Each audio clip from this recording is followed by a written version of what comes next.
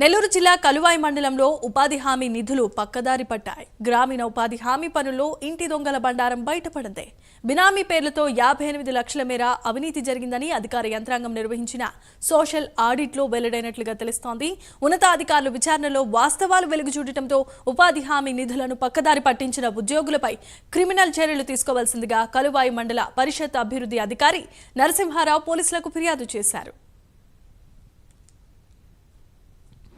Village గ్రామ పంచాయతీ కలువాయి మండలంలో ఈ ఉపాధి హామీ పథకం జాబ్ కార్డ్స్ సంబంధించి విలేజ్ కాని వ్యక్తుల్ని యాడ్ చేసి వాళ్ళ ద్వారా వాళ్ళ అకౌంట్కి డబ్బులు చేరేటట్టు చేశారని చెప్పి ఆ అలిగేషన్స్ ఆ ఎంక్వైరీ పర్పస్ వచ్చాము.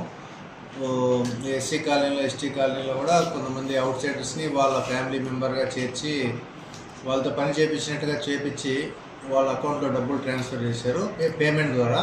చిన్నగోపాల్ అనే గ్రామంలో ఈ ఉపాధి హామీ పథకం కింద జాబ్ కార్డు విషయాలలో డబుల్ జాబ్ కార్డ్స్ అదేవిధంగా బినామీ పేరుని ఒక నివేదిక ద్వారా ఉన్నతాధికారులు అవి పరిశీలించి నాకు ఆదేశాలు ఇవ్వడం జరిగింది.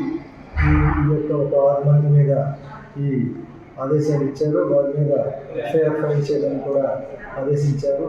దాంట్లో భాగంగా నేను నిన్న మన కలువాయి పోలీస్ స్టేషన్